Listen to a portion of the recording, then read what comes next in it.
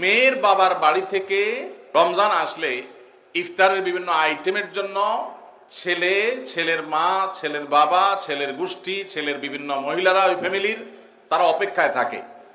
আল্লাহর জমিনে যদি 10টা নিকৃষ্টতম ছোট লোকই থাকে, তার একটা হলো এইটা।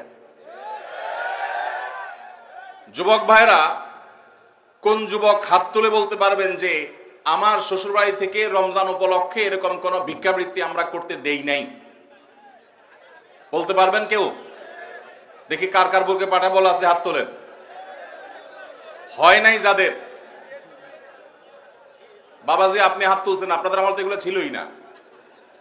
আপনি হুদাই ক্রেডিট নিচ্ছেন কেন? এগুলো তো নতুন, আমাদের দেশে নতুন ফিতনা শুরু হয়েছে। এই দাঁড়িয়ালা ভাই, আপনি হাত তুলছেন কি বুঝা? বলেন বলেন কি বুঝে হাত তুললেন? আপনার শ্বশুরবাড়ি থেকে ইফতার আসে নাই? হ্যাঁ আসে নাই? বিয়ে করছেন? হ্যাঁ বিয়ে করছেন, শ্বশুরবাড়ি থেকে ইফতার আসে নাই? গরিব তারা, মানে কারণ কি? ভাইয়ের আমার, এদেশ থেকে যৌতুককে ওলামায়ে কেরাম মিম্বর থেকে, মাহফিলের মঞ্চ থেকে ঝেঁটিয়ে বিদায় করেছেন, আলহামদুলিল্লাহ। যৌতুকের অভিশাপ থেকে এদেশকে মুক্ত করেছেন ওলামায়ে কেরাম। এক চেটিয়া অবদান এদেশের ওলামায়ে কেরামের এই কাজটা।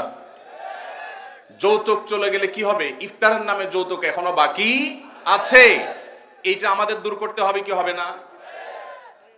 অনেক যুবক আছে, তারা বলে যে আমার শ্বশুরবাড়ির লোকেরা খুশি মনে দেয়। ভালো করে শুনে রাখেন, 2 নাম্বারের অপর নাম হলো এখন খুশি মনে দেওয়া। ঘুষখোর সেও বলে খুশি হয়ে দিছে, যৌতুকখোর সেও বলে বেহিসাব খুশি হয়ে দিস। শুধু খুশি হয়ে না, জোর করেও দেয়। জোর করে দিবে না কি করবে? তার মেয়েটার শান্তি দরকার তার।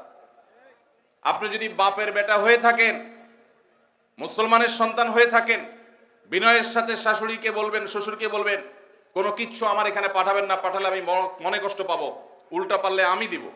একটা কথা আমি সবসময় বলি ভাই, একটা মেয়েকে কষ্ট করে গর্ভধারণ করা, জন্মের পর থেকে নিয়ে তাদেরকে পড়ালেখা ভরণ পোষণ দিয়ে বড় করে যখন সে সার্বিকভাবে একজন পূর্ণাঙ্গ মানুষে পরিণত হয়েছে, সুশিক্ষিত হয়েছে, সুস্থ সবল হয়েছে, সুঠামদেহী হয়েছে, তখন তাকে ছেলে পক্ষের হাতে তুলে দেয়।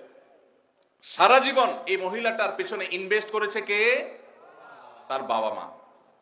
আর ভোগ করছে কে? স্বামী এবং স্বামীর ফ্যামিলি। ঠিক না ভাই? ঠিক। পড়ালেখা করাইছে মেয়ের বাপ মা, ওই পড়ালেখা দিয়া, ওই শিক্ষা দিয়া স্বামীর ছেলে মেয়েকে সে পড়ালেখা করায়। ঠিক না ভাই? ঠিক। রান্না বান্নাটা শিখাইছে তার মা, ওই শিক্ষা দিয়ে রান্না বাড়া করে খাওয়ায় কারে? স্বামীকে, শ্বশুর শাশুড়িকে। ঠিক না ভাই? ঠিক।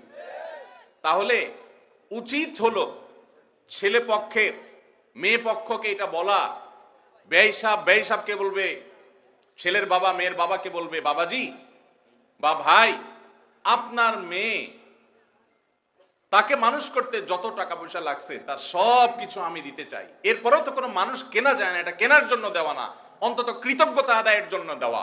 এটা বলা দরকার ছিল। সেটা না করে উল্টা আস্ত একটা মেয়ে দিয়ে দিল, তার সাথে আবার আপনি যৌতুক আশা করছেন। আপনার চাইতে বড় ছোট লোক আল্লাহর জমিনে আর হতে।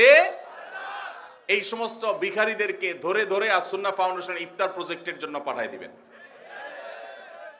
আপনাদের এই মাঠেও ইফতার বিতরণ হয়।